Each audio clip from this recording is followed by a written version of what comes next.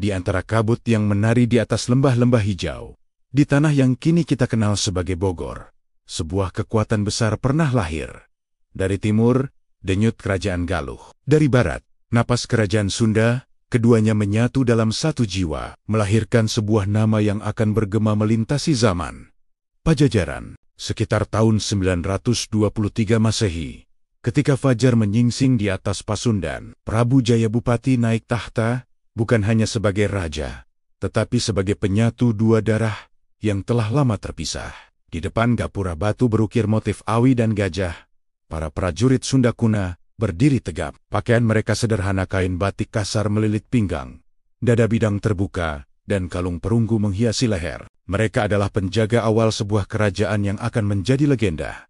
Diiringi alunan lembut gamelan bambu yang menyatu dengan bisikan alam. Di dalam istana megah beratap ijuk, Prabu Jayabupati berdiri gagah di singgasana kayu jati. Cahaya matahari pagi menembus celah atap, menyinari selendang batik coklat keemasan yang tersampir di bahunya, dan mahkota emas sederhana yang menghiasi kepalanya. Wajahnya tenang, namun memancarkan ketegasan seorang pemimpin besar. Di hadapan para rakyat, para bangsawan, dan penasihatnya ia mengangkat sumpah suci. Sumpah itu bukan sekadar kata, melainkan sebuah ikrar untuk menegakkan hukum, menjaga martabat, dan menetapkan fondasi bagi sebuah negeri baru yang berpusat di Pakuan. Dari momen sakral itulah, Pakuan Pajajaran lahir, sebuah nama yang berarti deretan yang sejajar, melambangkan kesatuan dan keseimbangan. Di kaki Gunung Salak yang agung, berdirilah Pakuan, permata di jantung Kerajaan Pajajaran. Kota ini bukan sekadar pusat pemerintahan,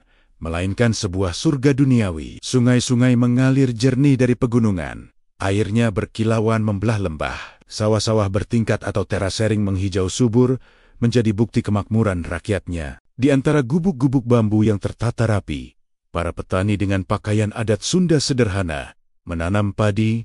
Wajah mereka memancarkan kedamaian di bawah langit sore yang keemasan. Rakyat hidup sejahtera, dilindungi oleh hukum raja yang adil dan bijaksana. Pakuan adalah cerminan dari harmoni antara manusia, alam, dan penguasanya. Untuk memastikan hukum dan kehormatan dijaga selayaknya nyawa, Raja Jayabupati memahat titahnya di atas batu. Prasasti Sang Hyang Tapak yang diletakkan di tepi Sungai Suci menjadi penanda abadi bahwa Pajajaran adalah kerajaan yang berlandaskan iman, hukum, dan keseimbangan alam. Tulisan Sunda Kuna terukir rapi, berisi pesan tentang perlindungan terhadap ajaran suci dan larangan bagi siapapun yang mengganggu ketertiban. Di dekatnya, seorang pendeta berpakaian serba putih duduk bersila dalam keheningan. Asap dupa membumbung ke udara, membawa doa-doa kepada para leluhur dan Sang Hyang. Pajajaran hidup dalam keselarasan, meyakini bahwa kekuatan sejati bukan hanya berasal dari senjata,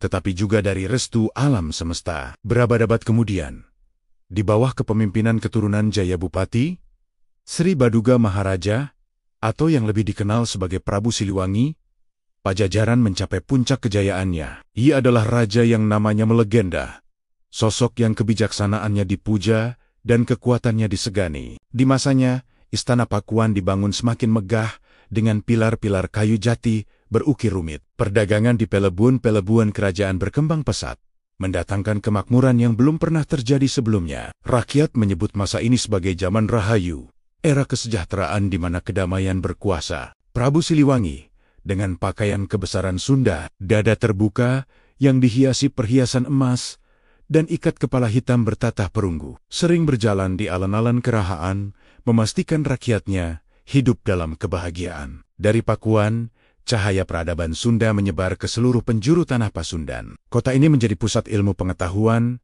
seni, dan spiritualitas. Di dalam perpustakaan kerajaan yang dindingnya dipenuhi gulungan lontar, para pujangga menuliskan kisah-kisah kepahlawanan dan ajaran moral. Anak-anak bangsawan belajar menulis aksara Sunda Kuna, sementara di pelataran Pura Batu, para pandita mengajarkan filsafat hidup kepada murid-muridnya. Di setiap sudut kota, alunan musik bambu yang merdu suara suling dan kendang mengalun lembut, seolah menjadi detak jantung negeri itu sendiri. Cahaya sore yang hangat menimpa wajah para seniman dan pelajar, menandakan sebuah zaman keemasan yang damai dan penuh karya.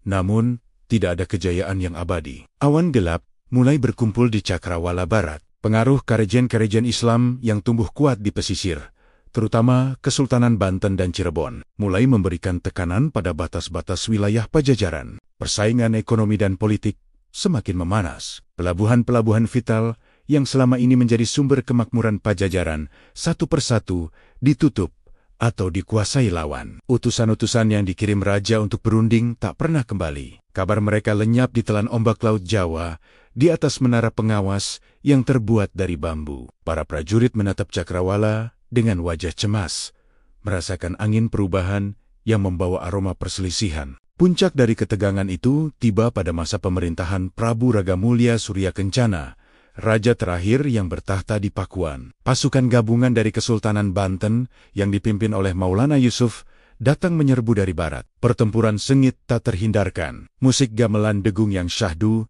berubah menjadi tabuhan kendang perang yang menggelegar. Namun, kekuatan Pajajaran yang telah melemah tak mampu membendung gelombang serangan yang dahsyat. Istana Pakuan yang megah dibakar hingga menjadi lautan api. Raja tua itu berdiri dengan tatapan kosong di depan kobaran api yang melahap kerajaannya. Sementara bendera kebesaran Pajajaran jatuh perlahan ke tanah yang hangus. Mahkota suci Binokasi Sangyang Pake, simbol legitimasi Raja-Raja Sunda, berhasil diselamatkan dan dibawa pergi ke Sumedang Larang, menandai berakhirnya kekuasaan Pajajaran secara de jure.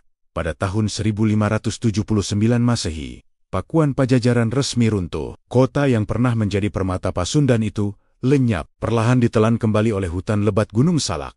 Namun, runtuhnya sebuah kerajaan tidak berarti padamnya sebuah jiwa. Semangat Pajajaran menolak untuk mati. Ia menjelma menjadi nilai-nilai luhur dalam adat Sunda, hidup dalam tutur kata para orang tua, dan abadi dalam kisah-kisah legendaris Prabu Siliwangi yang dipercaya tidak pernah benar-benar mati, melainkan ngahyang, moksa, dan menjadi roh penjaga tanahnya. Di tengah reruntuhan batu yang kini tertutup lumut, seekor harimau simbol Sang Prabu terkadang terlihat berjalan pelan, seolah menjaga sisu sise kemegahan masa lalu. Pajajaran mungkin telah runtuh secara raga, tetapi jiwanya telah menyatu dengan bumi Pasundan itu sendiri. Warisannya bukanlah emas atau istana, melainkan semangat untuk menjaga alam gunung, sungai, dan hutan. Karena di sanalah, menurut kepercayaan Sunda, roh para leluhur berdiam untuk selamanya, mengawasi anak cucunya dari alam keabadian. Di antara kabut pagi yang menyelimuti lembah Bogor, suara sinden yang menyanyikan kidung Sunda kuno seolah membisikkan sebuah janji bahwa semangat Pajajaran tak akan pernah padam, terus hidup sebagai penjaga abadi tanah Sunda. Pajajaran, warisan abadi tanah Sunda.